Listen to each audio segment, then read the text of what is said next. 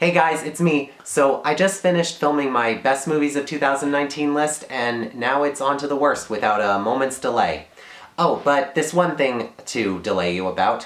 One thing that I mentioned before and will mention again is that I don't have a big press pack for movies. I also review books, and I'm still in school, and I don't really attend midnight screenings of movies, so I probably have not seen as many movies this year as many other critics. So with that being said, I try my absolute best to watch as many movies as I can and deliver you a fully honest and authentic top 10 worst list and top 10 best list. And another thing, I am not really afraid of being in the minority on opinions of movies. There are a lot of movies this year that I expected to love and ended up hating, and vice versa. And so there are a few movies on this worst list that are in many other people's best lists, and that might take you for a surprise. So with that being said, if you liked any of these movies, then that is awesome, and I encourage you to reach out to your friends and to me and talk about why you liked them, and also just hope you don't hate me too much after this video. From what I can remember, 4 of these movies have a positive score on Rotten Tomatoes. But this is my completely honest opinion.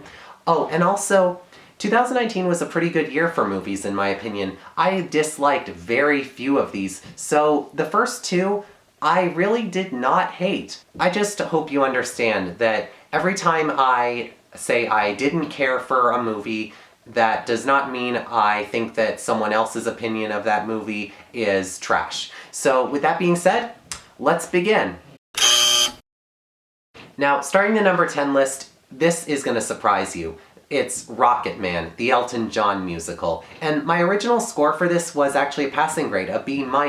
And there are a few other movies that aren't on this list that I kind of gave lower grades to. But still, looking back, I felt like the movie was just kind of exhausting. It had the trends of musicals that I just don't like. This music is honestly very good.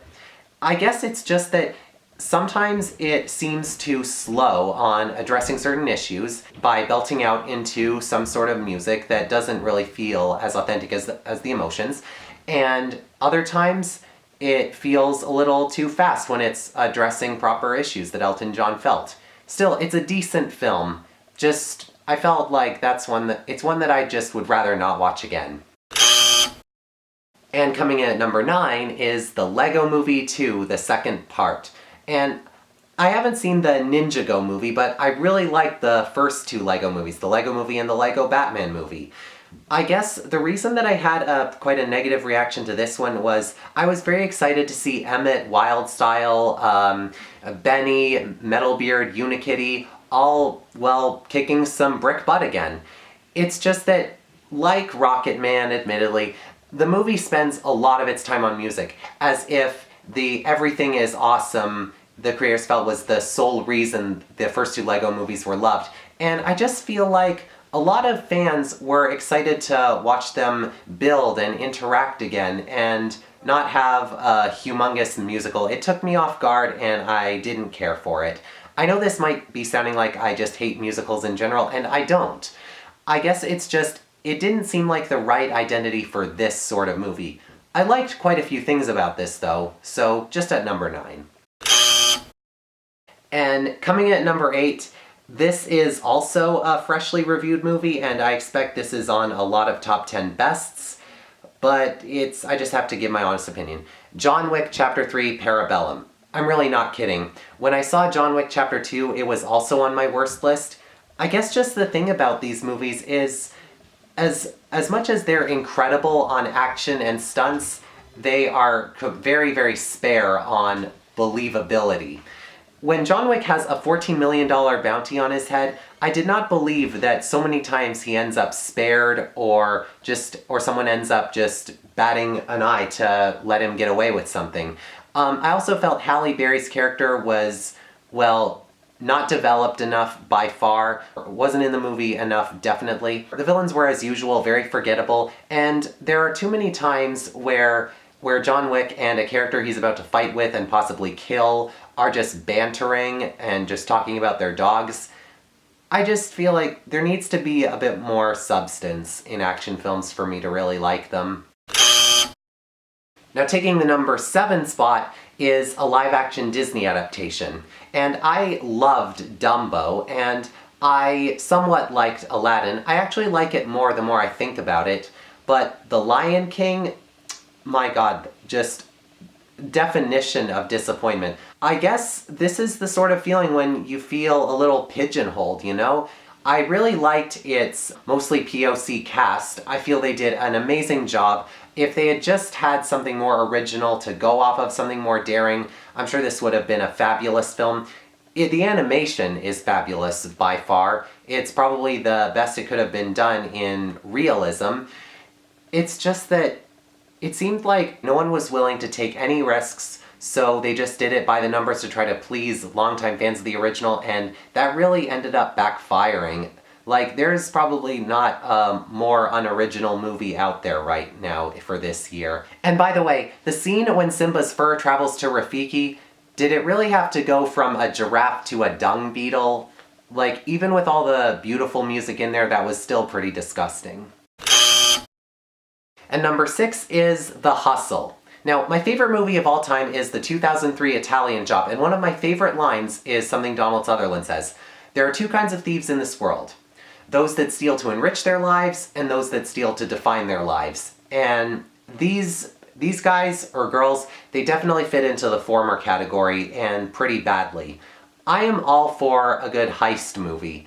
It's just that these characters are completely unlikable. Maybe that was the point, but still. I mean, if I'm going to watch dirty, rotten scoundrels getting away with ripping people off, I want there to be an honest reason for them taking a bit of money. I completely got the impression that they really didn't need as much money as they did. I was still curious as to where they would take this story about this rivalry between Anne Hathaway and Rebel Wilson, and they ended up settling for an idea for a third act that I felt just prevented it from going anywhere that was reasonable. I felt it would fail no matter what, and I was right. And number 5 is sadly another movie with Anne Hathaway, even though she's an amazing actress, Serenity.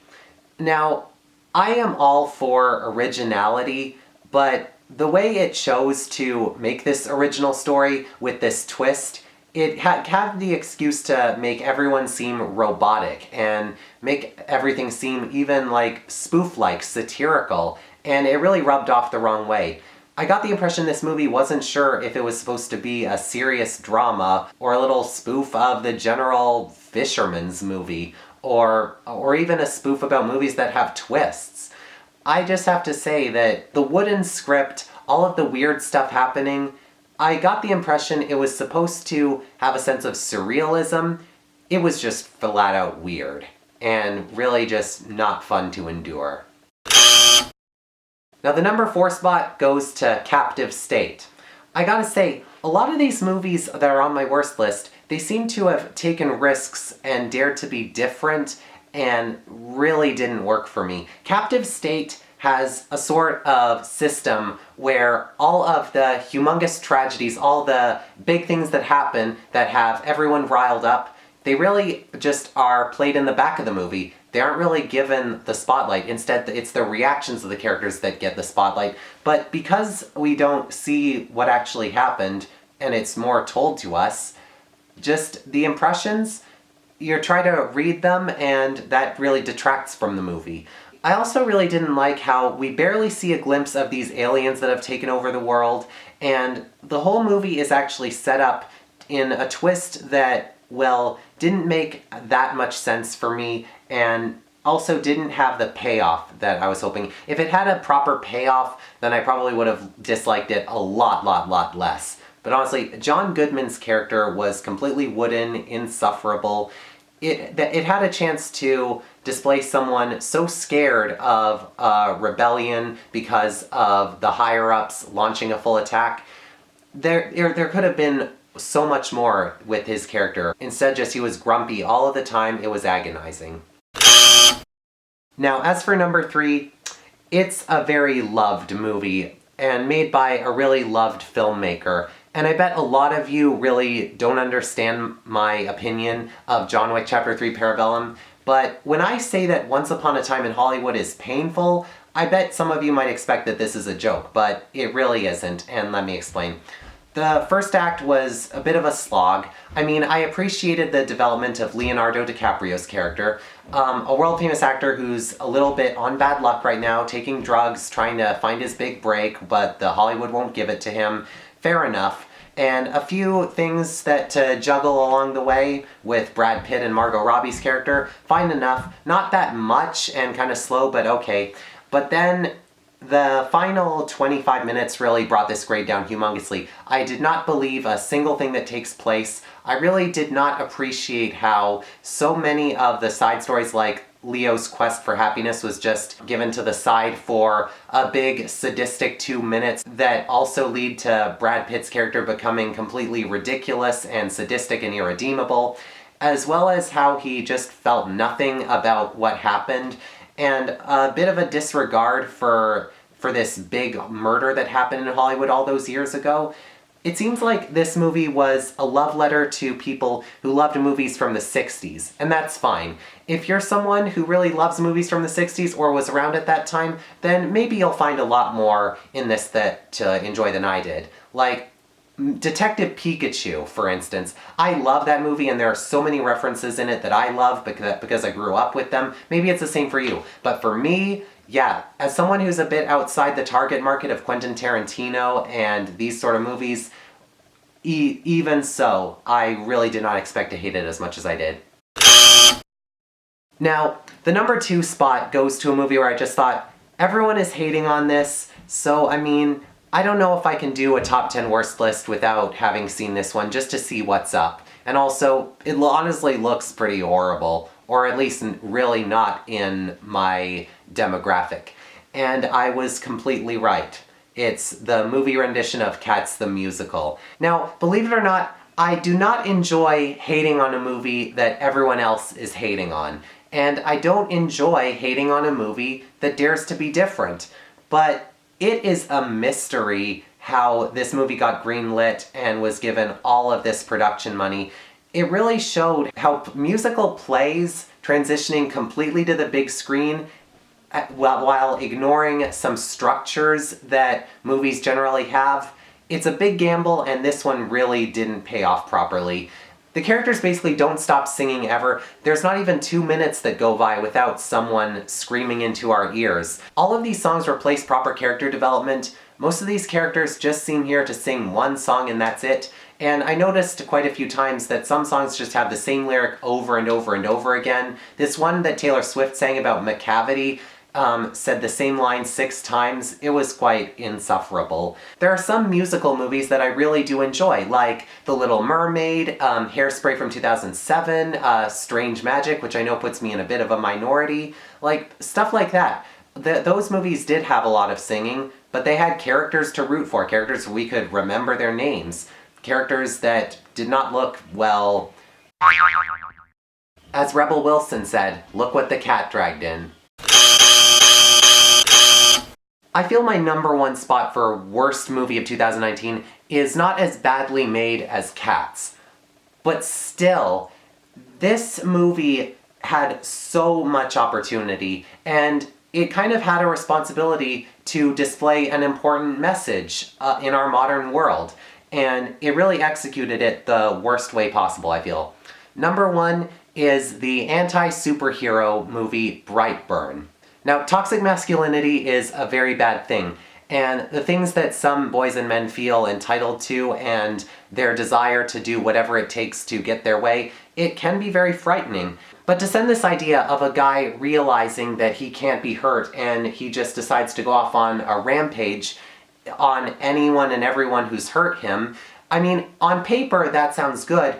It's just, there's really not proper justification for the things he does, and also he's loved by his mom and dad despite what happened with him, which makes all of his antics really just not believable. There's really nothing in here, I felt, that would make anyone reasonable go off on a tangent, including those that are a bit toxically masculine.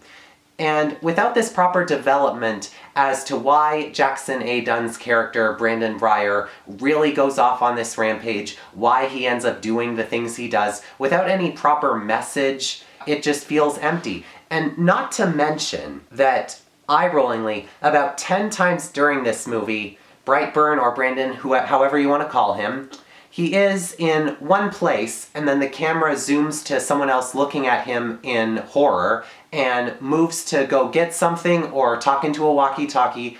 They look up and he's gone. That happens over and over and over again. It was very tiring, and it was aggravating. So honestly, Brightburn's total failure to address its message, and its very poor fight choreography, and all the ways it irresponsibly misused the idea of toxic masculinity make it my worst movie pick of 2019. So there you have it. In case you're still here, in case you didn't click off because of my choices for number 8 and number 3, hope you enjoyed this video, and, well, I'll see you in 2020. Bye.